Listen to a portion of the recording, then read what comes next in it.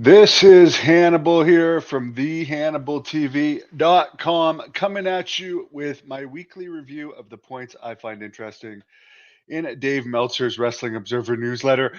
I just watched a clip, by the way, of Paul Bear saying he thinks the Montreal screw job was a work, which I truly do believe now. You got Vince, Brett, and Sean, three of the greatest workers of all time. Things worked out pretty well for Brett in the end. Went to WCW, made a fortune, got his Lloyds of London settlement from his WCW injury, then went back and made a fortune in WWE. A lot of things about the whole situation don't add up, but I'm not going to digress into that. I'm just saying Nash believes it was a work as well. There's a lot of people that do. Demolition believe it. But let's get into the Wrestling Observer newsletter. In WWE news, it looks like Goldberg is back to eventually feud with Gunther. He appeared on the WWE event, Bad Blood event in Atlanta. He usually appears at the Crown Jewel events in the past. He's appeared at some of them where they've paid up to $2 million per appearance. So expect him to do something on the upcoming Crown Jewel event where Gunther is facing Cody Rhodes. Apparently, because NXT talent doesn't make as much as the main roster talent, their travel in the odd occasions where they do go on the road is paid for. So their event in Chesterfield, Missouri, before about 1,800 fans this week, was covered, and they had to stay in Chesterfield a bit longer um, due to the travel restrictions because of the hurricane. Which, sorry for anyone affected by that in the U.S. I guess that's the price you have to pay to have good weather most of the time. Unlike here in Canada, where it's already getting pretty cold, but we don't have hurricanes, but we get brutal winters. And of course, that NXT event that featured Randy Orton and Jimmy Uso was moved from St. Louis in the NHL arena to basically a concert hall due to low ticket sales. According to Dave Meltzer, overall, for the rest of the year, WWE ticket sales are down, other than in Vancouver for Survivor Series and Phoenix, Arizona area taping that's coming up. They did do good numbers though for Nashville for SmackDown last Friday, 10,000 ish. Raw in St. Louis on Monday, 8,000. So the main Ross, I mean, they were going to be in the same arena, I think, for NXT the next day. So I mean, anytime you're going to run an arena twice, it's going to make the crowd less. So good call on them moving to the smaller arena. Whereas AEW, they have 1 to 2,000 people in NHL arenas all the time, which is just a waste of money because those arenas cost so much to rent.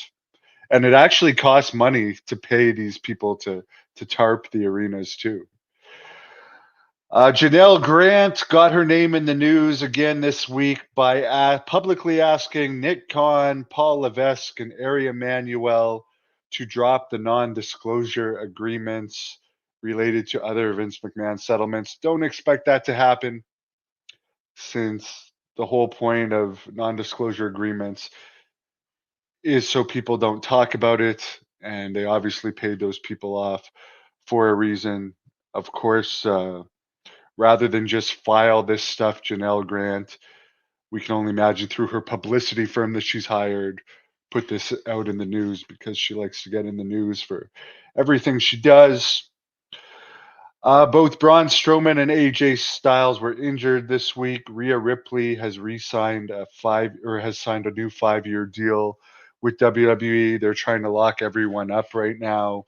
They even signed Jesse Ventura and DDP to Legends deals, two people they probably don't want appearing in AEW. Nikki Bella's husband has filed a restraining order against her. They're having a messy situation right now stemming from a domestic dispute. AEW Dynamite only had 1,800 fans, including comps in Spokane, Washington this week. Meltzer writes, 1 week after the biggest news of them signing a new television deal, of course, Rampage was canceled as part of that TV deal, but it is for a lot of money. They got some of their lowest ratings in history this week, the lowest rating ever for Dynamite, 0.10. Collision and Rampage also did brutal ratings last week. Apparently, AEW 18 to 49 ratings are almost half of what they were a year ago. So, I mean, congratulations on the TV deal, but less people care about your product than ever. Jake the Snake, who was re-signed back in March, is apparently starting to make TV appearances again. He did a appearance where he traded um, Lance Archer to the Don Callis family. It's funny that they're doing a thing where he made the trade. Lance Archer has been appearing basically as a single, like without a manager, since March. Apparently, most of the upcoming attendance for AEW seems to be in the 1,000 to 2,000 range, including comps, with some under 1,000 at this point for pre-sales. Daniel Garcia has re-signed with AEW. Maria Kanellis is making a big deal that she hasn't been re-signed yet and her contract expires. She hasn't really done anything. Um, who knows, with the way they throw around money, she might be re-signed, but I mean, they hardly used her in her last contract. To me, it would just be a waste of money to re-sign her. I think she was one of the Diva Search girls originally. In UFC news, Conor McGregor is going on trial November 5th for a personal injury lawsuit filed by a woman that he allegedly assaulted in 2018. Gable Stevenson is training with John Jones for John Jones' upcoming November 16th fight against Stipe Miocic. Jake Paul is apparently making $40 million for his November 15th fight on Netflix versus Mike Tyson. Tyson is apparently making $20 million. Big money. Hello to the doctor. By the way, this weekend there's going to be a Hall of Fame ceremony in Albany, New York, that I am going to be covering for the Hannibal TV.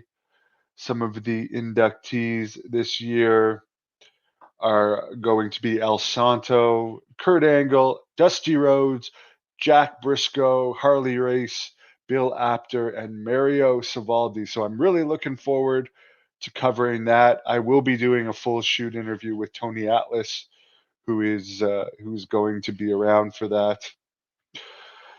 And next week I will be interviewing Don Morocco, the magnificent Morocco, the original Rock. Really looking forward to that. 2 in-person interviews. It's going to be a fun week.